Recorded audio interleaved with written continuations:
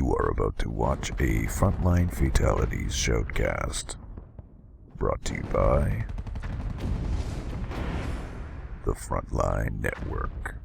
Sup, COH fans, and welcome to episode 21 of Frontline Fatalities Season 3, brought to you by the Frontline Network, presented by me, FatalSaint, and my guest co-caster of the day, Titty Twister. Welcome to the show, Twister. What's up? Hello, I'm Titty Twister. I play video games, and I have a cat.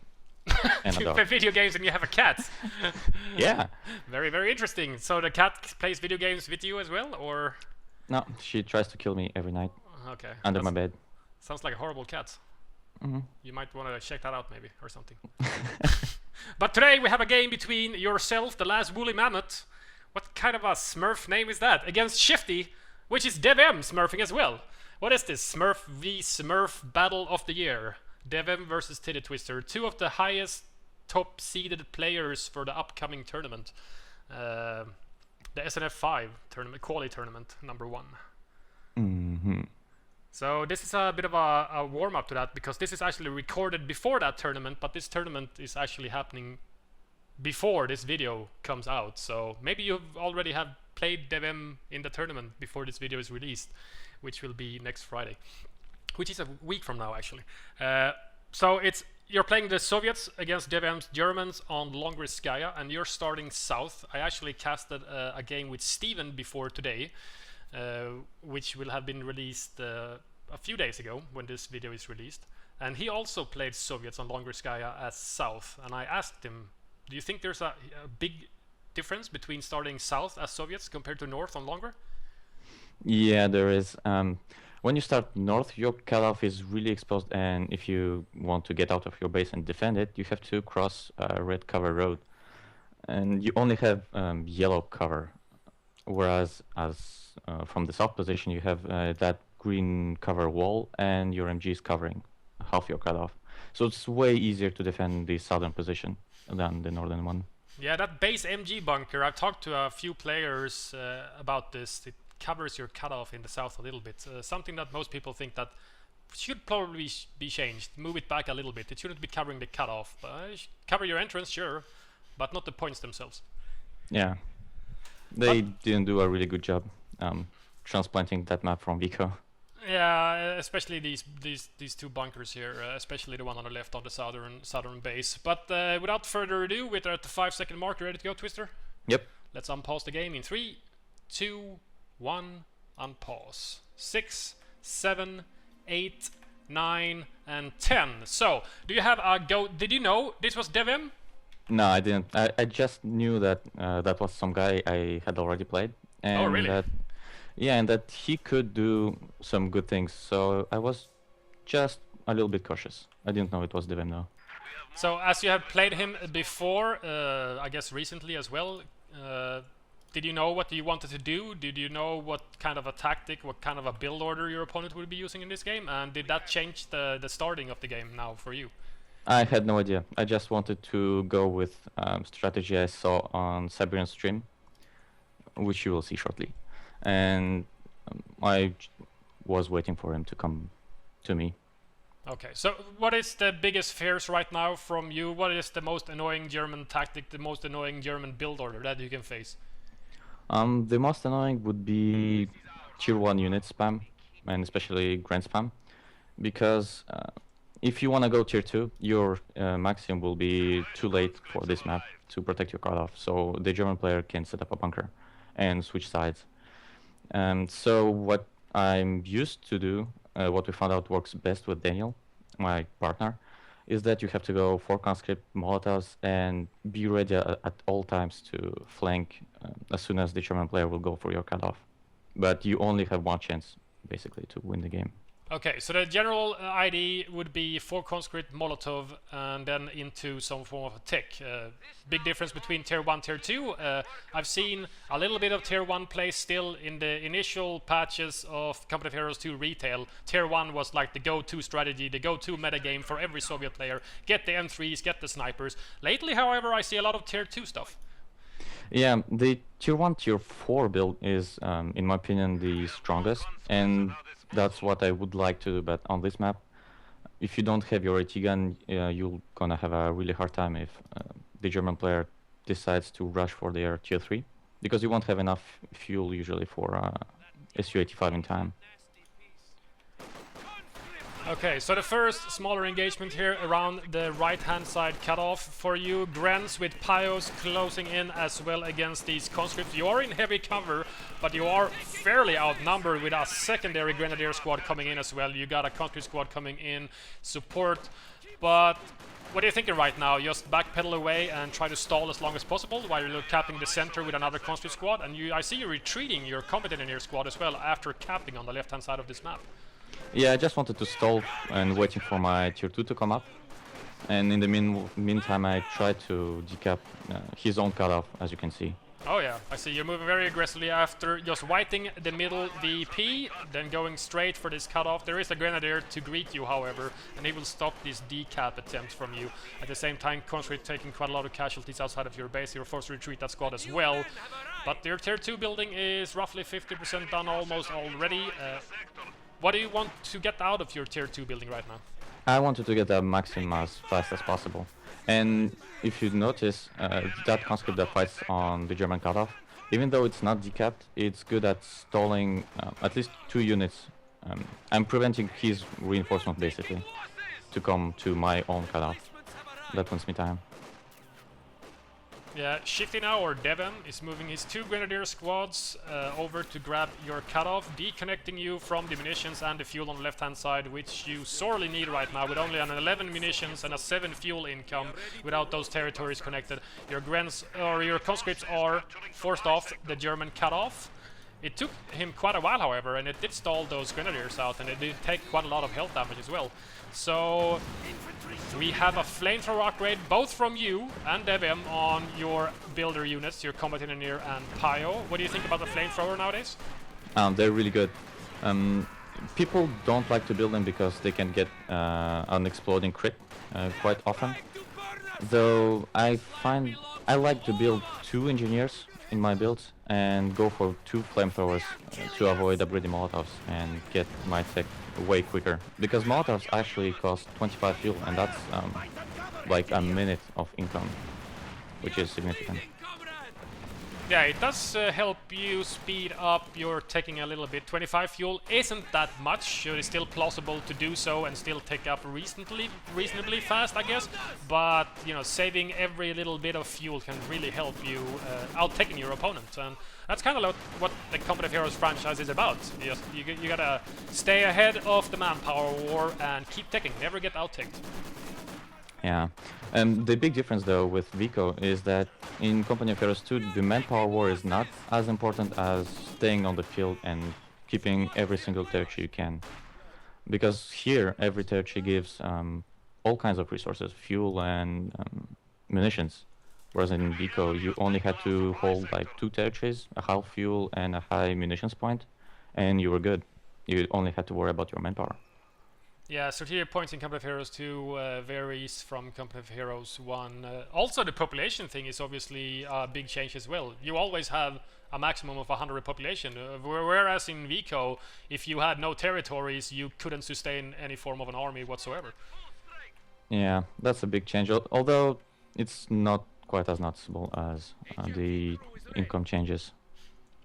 So you are focusing on the left-hand side. You sent your Maxim over here to guard your fuel. At the same time, you're expanding into the center. There's an MG42 to greet you. However, your combat engineers are trying to soft pedal away. Nicely placed mine in that small gap in the hedge as well. I really like seeing mine usage. Something you use a lot when you're playing as Soviets? Not really. Although I would like to build more mines, I find demo charges way more useful. Demos? Really?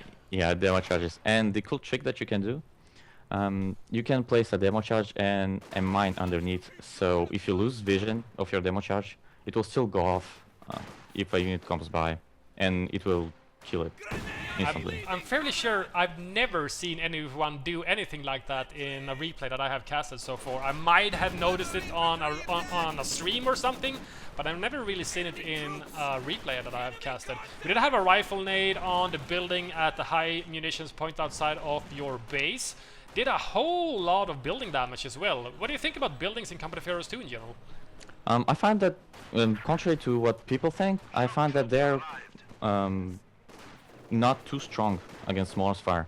The only problem that they have with them is that they can collapse from one rifle nade, almost like what you saw just now.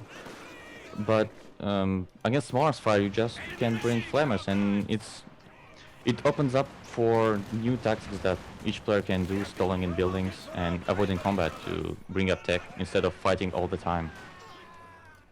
So we have a commander choice from you as well, with a shock trooper squad called onto the field. Back in the day, I was gonna say, but it hasn't been that many months actually. But in retail version, the first patches, everybody went guards. Just everybody went guards all the time, and you very rarely saw shock troops. Nowadays, I see shock troops way more often. What do you think about them? I find they're really good at not dying. They're not so good at killing people, I find, unless they're Vet 3. But they're good at stalling, and since the flamethrower half track was nerfed since the original patch from retail, you can afford to build them and kill the flame half track with other things like IT-70 or even just AT grenades. So with the Flammenwerfer now on the field, what would be your go-to strategy? I see that you have upgraded 18 nades on your conscripts, get one nice hit in on that Flammenwerfer. It is forced to back away as well now due to the threat of 2 more conscripts coming out of your base, being able to throw 18 nades as well. You do have a bank of roughly 55 munitions as well, so you could afford throwing more 18 nades if necessary. Will you keep taking now? You get an AT gun as a safe measure, or? I'll probably get an AT gun because I'm not, I don't have that much fuel, and I felt really well pressured by DevM at this point in time. So I wasn't sure I would be able to hold my fuel and be able to pump out new tech. I had to have a safe measure against tier 2 tech and tier 3. Yep, AT gun is now cooking in your tier 2 building while these Grens are fighting against you at the cutoff. At the same time, a shock trooper squad forced off an LMG Gren from DevM, forced back to retreat, back to his base. But these 2 Grens are now chasing your shock troops away, and you're basically, what are you doing right here with these shock troops? Stalling? Yeah, I just don't want them to come to my territory and want to buy as much time as possible. Because I was on the back foot at this point in time. Rifle nade goes in on the shock troops, pretty nasty hit, 2 casualties, a bit of health damage as well. Forced to retreat, and he will start capping some of these territories on the right hand side. Flammenwerfer was fully repaired by the Flamer Pio from DevM, and he's moving down outside of your base right now. But your AT gun is finally on the field, so you got something against this Flammenwerfer right now. And as long as they don't get Vet 2, they're not that sturdy actually. Yeah, they die in 3 pack shots, if I remember correctly. And the only thing that I needed to do is get an 18 nade on to kill it. Nice hit. Maxim does a little bit of... Even small arms fire do damage to them. Oh, the AT gun misses while it skirts away. Fairly unlucky there from you. You could have been a killing shot on that Flammenwerfer, but it was just a little bit short. Maxim doing fairly good work at suppressing these Grens and Pios, trying to traverse the negative cover road. But you are being quite pressured by DevM right here. What's your next train of thought? How does it keep going now? What do you need to do to win this battle? I have to kill that half track to be able to take my flanks, and especially that northern fuel and a strat point. That was my main goal at that point in time. So how would you go about doing that? Oh, I see a nice use of merge from the conscripts, reinforcing your Maxim in the field so you don't have to retreat it back. Gets right together once again. Lots of munitions spent from DevM trying to counter this Maxim. Yeah, I try to never retreat my weapon streams because they're way more important than having a conscript, so I always merge. Yeah, merging is a pretty nifty ability from the Russian mainline infantry conscripts. Something that you don't see used every single game.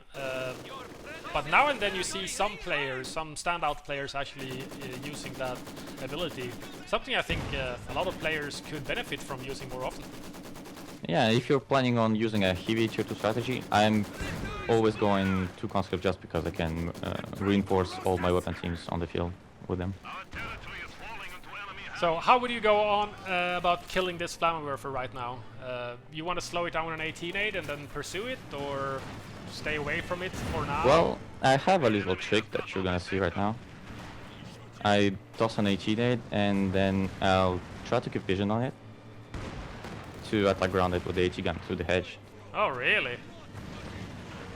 A nice hit. Another shot goes in and actually takes it out of control. Flammenwerfer down from DevM. I don't think he saw that one coming. No, he didn't. I think he thought he was completely safe behind his hedge. So tell me more about this attack grounding with AT guns. The attack grounding with AT guns, I don't know if it worked the same way in the original Company of Heroes, but in Company of Heroes 2 you are pretty much guaranteed to hit where you're aiming, with a little bit of chance of deviating to the front or to the back. So, for example, if the German player pops vehicle smoke, you can attack ground the vehicle and still hit it pretty reliably, or through obstacles. Most of the hedges can be attack grounded through. What about the buildings? Buildings don't work unless they are half destroyed and they have a hole in them, and in that case you can shoot through the hole. Even though if you just click attack a vehicle, it won't shoot. So using attack ground on your support weapons with projectiles like AT guns and tanks as well, I guess? Yeah, I use that all the time on my SUs. Very, very cool. Something that I haven't really heard people talking about a lot. I'm pretty sure that the cast that I did before with Steven, I've heard him talking about it on stream, especially with smoke as well. Using smoke grenades on his shock troops, for example, or using the smoke barrage on his mortars when he goes tier 2, and then using attack ground to take out things like an elephant, for example. When he's playing with SU-85s and the elephant outranges him and outdamages him, he uses a mortar, smoke barrage, and then attack ground. Yeah, that's pretty good. Also, what you can do is extend your AT guns and tank guns range with attack ground. Because if you attack at the maximum range possible, with the scatter you still can hit a little bit further away than what you're aiming at. Ah, yeah. Yeah, it keeps traveling a little bit longer than actually the shot range is. So it's a little bit more than the maximum normal shot range. Quite a few uses of the light artillery barrage on your sys gun, something that you use very often. What do you think about the ability? I don't like using it because it costs a lot, but in this game I didn't have a choice. DevM didn't do a really good job spreading out his units, so it was a good opportunity to barrage them. So he's still putting on enormous pressure, I have to say. You're basically fighting outside of your base over and over again. You have been drained down to 342 VPs compared to DevM's 471, and he's got a P4 on the field already, as he is in control of both of the fuels on the map right now. So his fuel income must be kind of through the roof right now. You got 120 fuel in the bank with your tier 3 building up. What are you saving up for? What do you want to get at this point, after seeing that P4? I just built the tier 3 to get my 4th CP up, and I'm waiting for my KV8 flamethrower tank, because I don't feel a lot of pressure from that P4. I can hold it off with the AT gun, but his infantry is really destroying my conscripts by far. So I needed a counter to that infantry quickly. You're getting a bit of veterancy on your units as well. Good unit preservation from both you and DevM. I think he's only lost his Flammenwerfer so far, and I think you haven't lost anything apart from the Maxim, I believe. Yeah, that was quite good from him, not losing a single unit except that flamethrower that he didn't expect to lose. So second P4 now, one on the left-hand side, stopping your conscripts from grabbing that fuel. At the same time, the second one back to the center to keep up the pressure against you. Here comes the KV8 now. And you have one AT gun against two P4s. What do you think about this matchup? Are you feeling confident, even though, you know, the KV8, even though you can switch from the flamethrower to the main gun, the 45mm cannon isn't that good against P4s? Yeah, at that moment I didn't know yet that he had two P4s. He only showed me the first P4, and I saw the second P4 at the exact time I called in my KV8. So I just thought I had to build a second HE gun and kill as much infantry as possible to prevent him from rushing in. Because if his tanks lose infantry support, he can't go into my base anymore, because they'll get sticky and killed with HE guns. And the KV-8 and the KV-1 as well, both of them are quite damage sponges as well, so even if you throw it at a P4, it's not reliably going to kill it very fast. Yeah, actually the P4 in a normal situation, it won't kill the KV-8, but the KV-8 won't do any damage at all to the P4. So you can block German advances by just having the KV-8 in between your forces and his forces. So he's not retreating any of his units, so now he's actually retreating all of his units away from the center, I'm guessing, as the medic bunker in his base is up and starts healing his units when they come back to the base. At the same time, he's pushing for UVP outside of the base now. Yeah. He just built that medic bunker right now, or a minute ago, and that, in my opinion, hurt him quite a bit. He should have built it before his tier 3, in my opinion. Because it saves a lot of manpower and a lot of field presence. Wow. Well, that Grenadier got roasted. It drops an LMG as well. Light machine gun laying on the ground, just waiting for some Russian infantry to pick it up. You're gonna go for it, using Ura on your Vet 2 conscript to grab that dropped heavy weapon from the German infantry squad. At the same time, he is moving back onto the field, not completely healed up on his Grens. He still has 3 Grens, 2 Pios with flamers as well. Very, very heavy on the weapon upgrades on his Pios. 2 flamers and 2 LMGs and 1 drop, so he had a total of 3 of them. What do you think about the LMGs on the Grens? They're really, really powerful, especially in the early game. You can build strategies about upgrading a single LMG on your Grens and pushing, because it will take at least 2 conscripts to kill an LMG Gren, and even then 1 conscript will have to retreat after that. So they're really, really powerful. Rifle nade used on this AT gun, and here comes the P4. It is fully repaired once again, but the second P4 is basically just sitting on the left-hand side of the map while this engagement is going on. I think he got AT naded by a country squad, was that it? Yep. So it's basically out of the equation right now, but there is a lot of infantry here with the MG for the support, but this KV-8 is wrecking face. Yeah. Melting face, I gotta say. Melting face. Cooks barbecues. I tried to split up his P4s, as you can see, by throwing that 18-8 on the left one. Because if he had, at that point, brought up all his forces to the middle and pushed in, he would have pushed me off completely before my second AT gun came onto the field. Ooh, AT gun gets decrewed by a rifle nade. There are plenty of units coming out of your base though, so reinforcing or recrewing that AT gun is no problem for you. At the same time, this Vet 2 combatant in your squad, who had its flamethrower blown up before in a previous engagement, is capping the fuel under fire from this damaged P4. Just grabs the fuel and gets out of there. Yeah, even combat engineers get pretty strong at Vet 2. Vet is really important in this game. Although I hear that it might change with upcoming patches. Yeah, I think Relic talked about veterancy. I'm not sure if it was just a complete overhaul or if it's just for infantry or just for vehicles, but I'm pretty sure in one of their live casts they were talking about looking into veterancy as a whole mainly. But that's not to say that they would do a complete overhaul of it. But obviously they're looking into the issue. Yeah. Myself, I actually personally took up in one of their streams when they take questions from the viewers, especially about Vet 2 vehicular veterancy, especially on scout car, half tracks and stuff like that. At Vet 2, they become like a little bit too much survival. Yeah. Yeah, the Vet 2 especially on German tanks, is like the sweet spot. As soon as you hit Vet 2 on your P4, it's like having a Panther, except that it has a little less DPS. Big fight in the center here. You managed to polish off another Grenadier from DevM right now. He's got a lot of veterancy, but losing a few squads here and there is going to put him back a little bit, I think.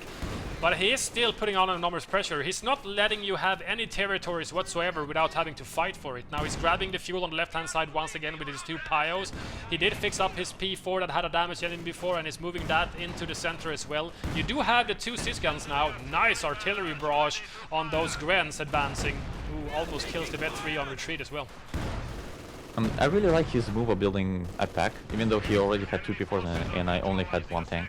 Most players would just rely on their P4s to kill the KV-8, but as you can see, that's not quite possible, and that pack really hurt me because I wasn't able to advance at all for a long time.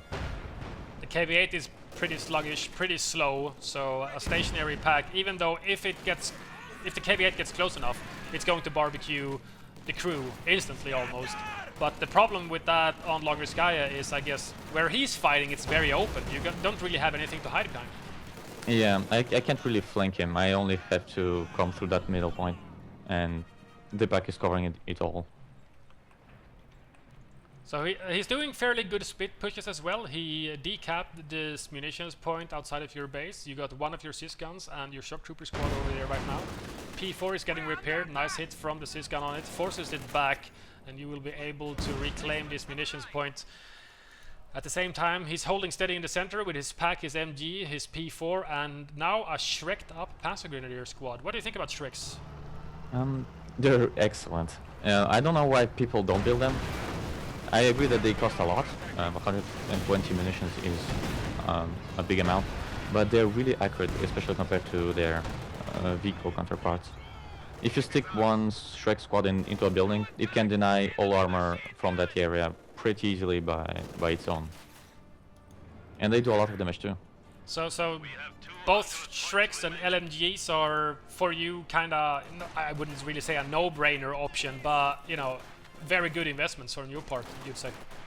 Yeah, LMGs are even better than Shreks. If I see a Shrek or an LMG with my conscript, I'll probably grab the LMG first. Because really?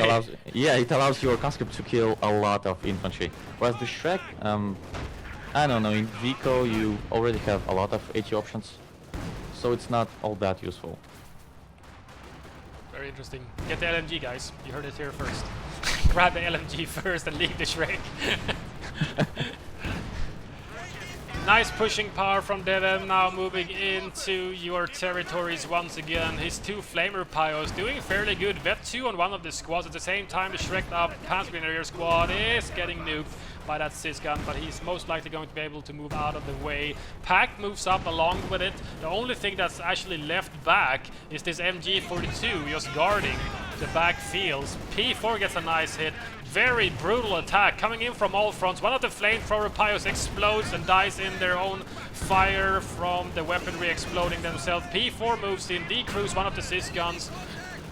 This is not looking terribly good for you right now. What's happening? It actually is looking pretty well for me. If he had killed that KV-8, I would have been out of the game. And the mistake that he did is that he didn't push in with his Panzer Force at the same time that he pushed in with his infantry.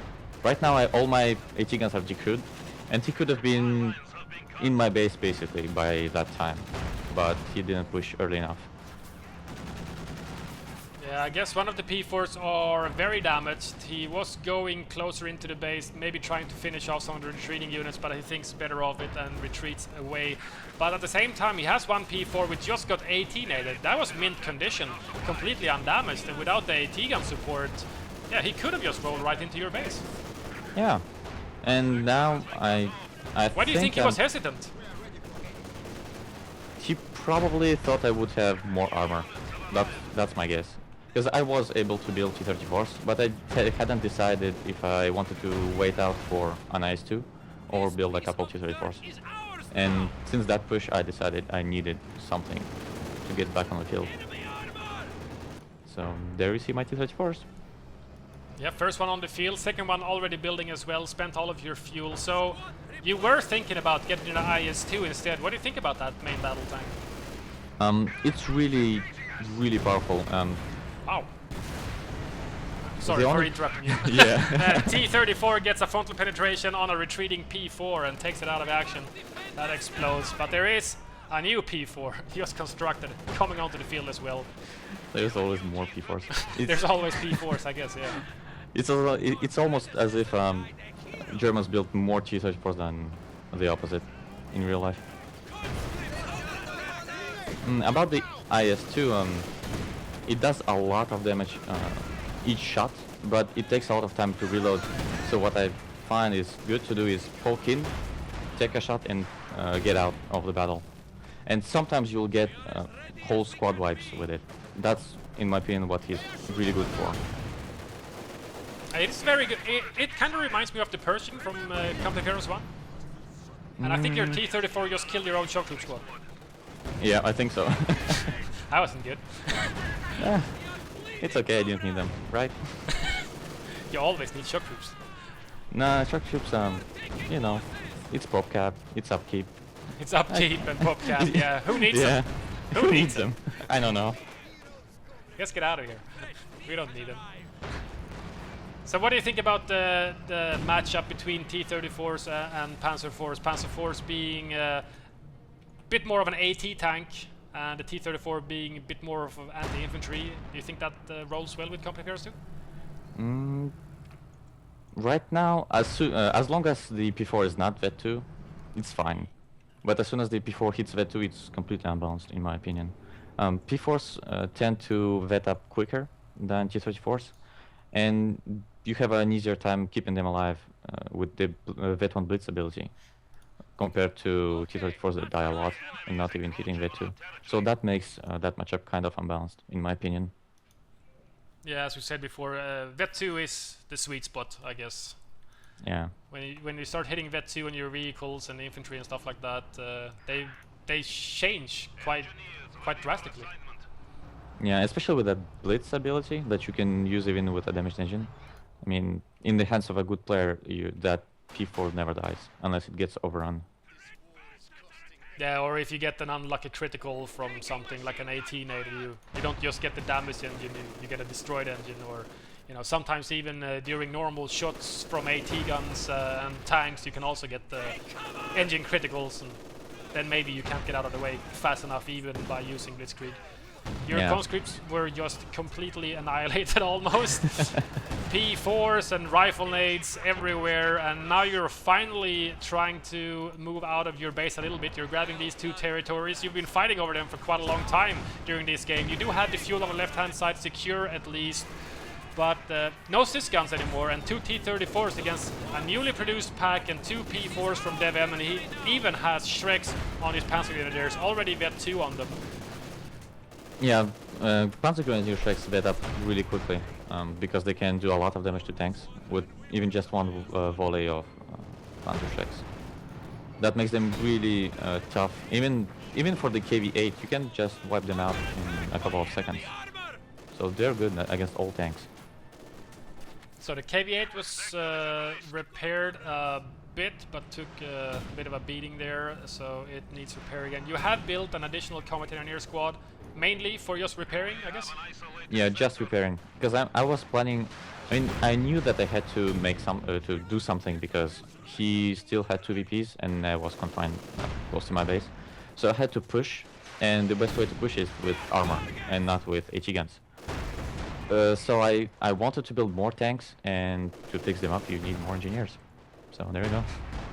Fair enough. Pretty box standard there. So you're almost down to 100 VPs. You're just floating on 100 VPs right now, and he does have the 2 VPs compared to 1. So you're repairing your KV-8 again. I'm guessing this is do or die for you right now? Yeah, Do you have a game plan? What do you think? In the best circumstances, the best outcome for you right now would be what? The best outcome would be that DevM splits up his Panzer Force like he does right now. I knew that he always keeps one Panzer IV in the north and one in the south. So what I wanted to do is AT-nade the northern Panzer IV and push in the middle with all my armor. Okay, so try and split up his armies, basically, is what you're saying. Yeah, if his army is split up, my army is stronger. Otherwise, his army is stronger. It all goes down to the positioning. So right now you got a Combat Engineer squad over here and one Pio squad repairing a P4 that was barely damaged whatsoever. But yeah, it is getting his attention, I guess. You're moving into the center with the conscripts right now. Your tanks are repaired. Your third T-34 comes onto the field. You did actually have an AT gun queued up, but cancel it due to building this additional T-34. And here comes the push now from Twister against DevM on Longrinskaya. Off-map used as well. Incendiary Barrage. And some juicy crushing. Here comes the KV-8. Fire everywhere. P4 is moving in at the same time. The second P4 leaves the Combat Engineers on the left-hand side after seeing this attack. on his forces in the center. Pack is decrewed, roasted, burnt to a crisp, and at the same time the Shrek Panzer Grenadiers are trying to keep the armor at bay. Second P4 comes in from DevM as well on the rear of your KVH, which is trying to get rid of this MG, protecting the VP in the center, something that you desperately need right now with 71 VPs remaining. P4 gets taken out. One of the T-34s are already dead, however. KVH is looking worse for wear as well. Here comes the ramming ability, and it does take out the main gun on that P4, but not before your KVH get taken out. Another Panzer Grenadier squad with a Shrek squad remains, using Blitzkrieg ability to get his damaged P4 out of the way. This T-34 that just rammed, most likely going to die. One T-34 remains. Here it goes, second one gets destroyed. One remains and one P4, so quite a lot of casualties from both players here. Yeah, and I think at that point he had lost more than I did because he didn't expect the push. Although that, if he repairs that Panzer 4 right now, he is completely back into the game, because that thing, there's nothing I can do to kill it unless I ram him again and again, or he does a silly mistake. Right now he should have backed off, in my opinion, and repaired it. You've got the VP in control at least, stopping the drain at 67 VPs. But right now DevM basically has all the time in the world. He has 461 VPs remaining. So it's not over until it's over. Yeah. He could just take it easy and wait to rebuild his forces and come back. It's totally possible. He does forces off the remaining infantry from the center. Your T-34 is being repaired, but there is that new P4 on the field. Are you actually going to ram it? I don't want to fight at that moment. VP in the center being capped by a Vet 3 Gwen squad with an LMG equipped as well. Is he gonna Faust it here? Yeah, he's gonna Faust it actually. Yeah. He leaves the center VP. That might be a mistake. Unless... Yeah, you can kill tanks with rifle grenades. Oh wow! That works. So that's a way to completely counter ramming T-34s, right? Rifle nades. Rifle Go nades. to counter. Go to counter. Here comes a newly produced T-34. His Vet 2 P4 is being repaired, but it is not completed. He does have enough Shreks easily to keep one T-34 at bay, but there are these Vet 3 conscripts to fight, and with all of these Shreks, they don't really have that many STG-44s to fight them off. And you got a new Maxim on the field as well. Yeah, it was really important to keep that middle VP at that moment, with only 67 VPs on my side. That's one badass conscript squad right now. LMG and Shrek stolen. Gets a nice hit on the Vet 2 P4. He doesn't get his main gun back, and he's forced to backpedal away. 18-8 goes in on it. And none of the P4s can actually retaliate against this Panzer Shrek equipped conscript squad, which is just running amok right now. Yeah, and that's what the LMG does. 29 infantry kills right now. It's way better than a Shrek. It gives you veterancy, that's for sure. Yeah, and it gives you kills too. I like kills. So Maxim grabs the center VP, while these Vet 3 conscripts keeps everything from the German army at bay. Even this Vet 3 Grenadier squad can't kill them fast enough. And you're actually going to Ura to get close enough to this retreating unvetted P4. Gets an 18-8 off. The Shrek is reloading. Yuri dies, passes on the Shrek, and kills the P4. Yeah, that squad. Heroic squad. Yeah. MVP, LMG and Shrek Vet 3 conscript squad with almost 30 kills now. Or he does have 30 kills with the P4 kill. Now you can't say that conscripts can't aim and that they're cheap infantry. Not at Vet 3. Yeah, with stolen German weaponry, sure. Ooh. Nasty rifle nades this game. What do you think about rifle nades? They're good. Except the only thing is that if you're planning on using a lot of them, you can't really upgrade a Flamer Half-Shack. so a Soviet player can take advantage of that and not prepare for a half-track push at all if the German player uses a lot of rifle nades. So Ostwin out now from DevM. His Vet2 P4 is back at base repairing. It's still alive, still doesn't have a main gun however, and this Ostwin just faces off against a stolen pack, and a T-34 takes a tremendous amount of health damage. There are these Panzer Grenadiers yet still from DevM on the field, keeping his T-34 at bay. He's able to retreat his Ostwin back to his base as well, but he's gonna need a lot of repairing combined with his Vet2 P4, which is still not fully repaired. It takes quite a long time. Yeah, And that was just cruel. He just ran over pinned Panzer Grenadier squad. Russians, they don't care. It wasn't even fast. It's like very, very slow as well. Just like squish 1, 2, and 3, and then just he's forced to retreat. They're methodical. I mean, I have good tank crews. That's why. They're educated, contrary to what you might think.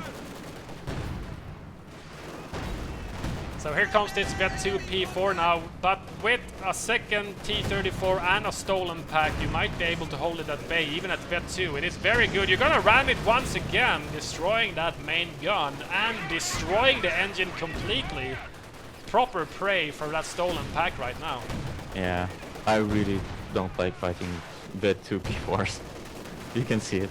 You rather sacrifice a T-34 every day of the week, I guess. Every day and every night. Panzer Shrek's chasing your T-34, gets taken out by one shot. 2 guys killed in 1 shell. At the same time, the Vet2 P4 is destroyed. Most of the units from DevM is dead right now. He's got 1 Panzer Shrek up Panzer Grenadier, 1 LMG Gren, I think, 1 MG, and a Pio repairing the Ostwind. Is that it? Yeah, that's it. That's it. Not a lot left. Lots of veterans here on your conscripts. Very good unit preservation from you. Very good unit preservation from DevM as well. He did have those Vet3 Panzer Grenadiers for quite a long time, and he had some vetted Grenadiers as well. But they did bite the dust one after one. Yeah, except that one in the middle that has 39 kills. That one Grenadier. Oh, wow. It was really good. Oh, it's the one that killed the T-34. It's got 1 vehicle destroyed as well. Yeah, German MVP. German MVP compared to the Russian MVP. Conscript squad with 30 kills, 29 infantry and 1 vehicle destroyed by LMG and Shrek equipped Vet3 Conscript squad from Twister against DevM on Longre, seeing even more destruction. This is 2 Longre games in a row that I've casted with guest casters. The previous one being one with Steven versus Mordo 47, and this one with Twister versus DevM. Nicely played, man. Thanks, man. It was hard, this one. It looked like it must have been really, really hard to come back. You were confined to just a few territories. Yeah, I didn't think I would be able to make it out of there. So, what do you think the turning point was? The splitting up of his forces and the massive attack, or just manpower war, or? The turning point was earlier than that. It was when he didn't kill my KV-8, when he pushed in and decreed my 280 guns. If he had killed it, I would have been out, because I wouldn't have been able to push in the middle like I did against that pack to decreed quickly enough. So, little bit too passive for DevM. We actually casted a game not long ago where there was, I think, P4 or Tigers in the base, where an ISU 152 gets called in and the German player backs off instead of going for it, and you basically gets taken out when he's trying to drive away from the ISU's enormous range. So, you know, DevM played extremely aggressive the entire game, tried to push you back into your base over and over again. And then I guess he didn't, you know, take the opportunity that he actually had there to close the game that early, as you said. Killing the KV-8 would have been game. Yeah, he didn't go just far enough to push me out of the game. Although he did a really good job in the early game, I didn't expect that. I was really surprised. Good game by him. Very nicely played from DevM, and good luck in the tournament. Maybe, who knows, when this is released, you've already moved on to the next stage. Yeah, maybe we'll see. Maybe we'll see. Thanks for joining me, Twister. Thank you. Don't forget to subscribe, guys, and drop a comment down below of the video. Hit that like button as well, and we'll see you guys for the next episode. Bye bye.